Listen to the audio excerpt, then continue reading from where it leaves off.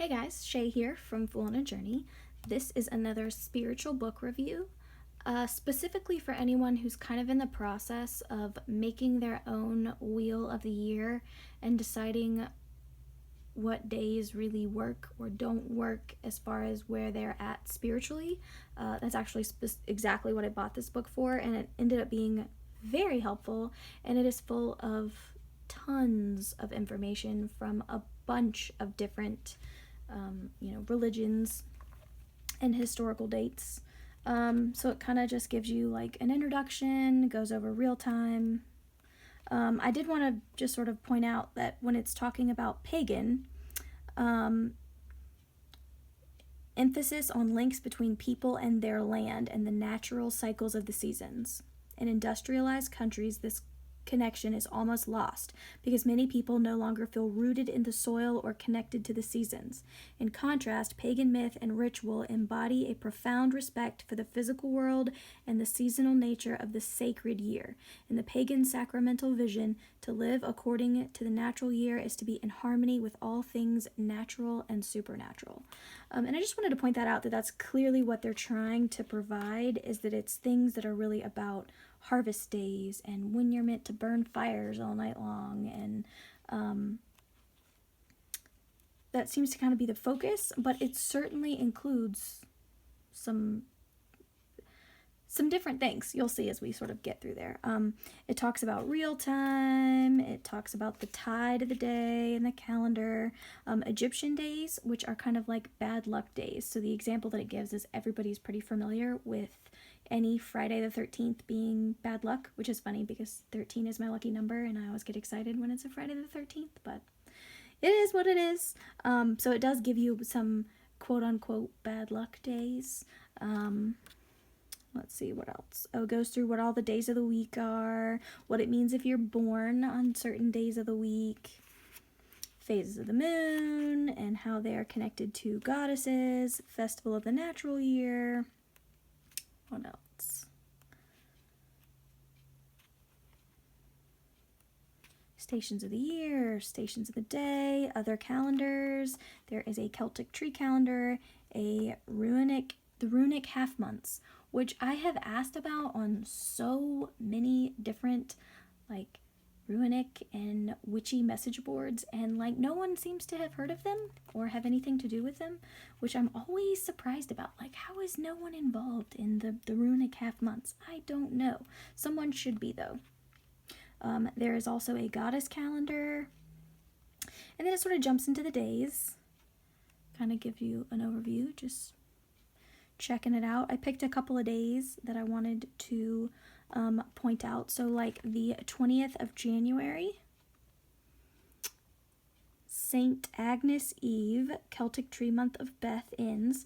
Traditionally, St. Agnes Day is a time for divination by fire. Okay, so let's make sure that we're all burning fires and divining smoke on the 20th of January. But there's a bunch of stuff like that you just wouldn't think of.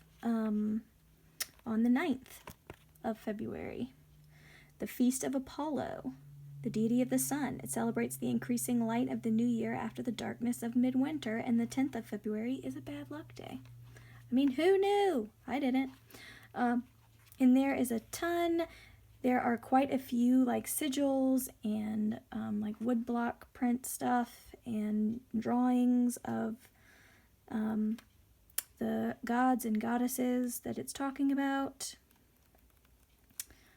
It would take me a very long time to go through every single day, so I am not going to.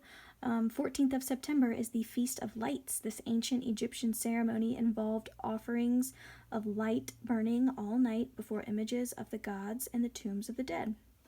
Just stuff you don't think about, or I certainly didn't.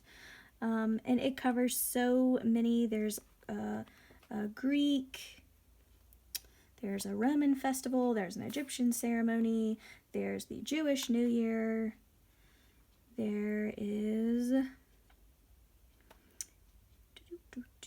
what else?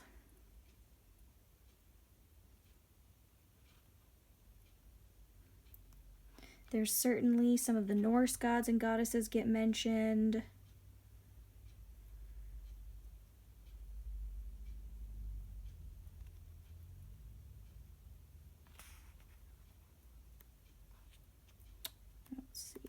and then into November 6th, Saint Leonard and an Egyptian day. Saint Leonard, known for dragon slaying, is commemorated today. He's the garden spirit of Saint Leonard's Forest in Sussex, England. So, November 6th, just be thinking about slaying some dragons. And there's kind of there's just a bunch of random stuff. It was all fascinating. I'm sure you could do further study on any of these that really excited you. There's a bunch of weather lore mentioned. So like this poem up here is talking about, if New Year's Eve night and wind blow south, it betokeneth warmth and growth. If west, much fish in the sea. If north, much golden storms there will be. If east, the trees will bear much fruit. If northeast, flee it man and brute. Like just weird, cool stuff like that. That you just, it's cool to have all in one place. There are movable dates, obviously, like equinoxes, those kinds of things. Oh, and then some of them are specifically meant to be a certain number of days past certain other things, and it gives you them all the way through 2026, and it even hits all of these equinoxes back here. And again, I think it goes all the way through, that's like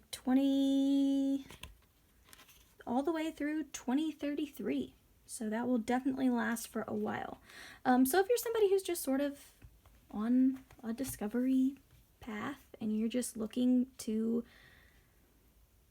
look, honestly, like that was really what I wanted it for. I wanted to just see like what were the days that mattered. The wheel of the year, the solstices and equinoxes didn't really resonate with me, and I just wanted to do a little more digging into what were other, traditional days and what were they about, and maybe finding things that associate, days that associate to those sort of things in a way that's a little more meaningful to me personally or to you personally. So if you're looking for that kind of information, I would recommend this. As always, thank you for watching.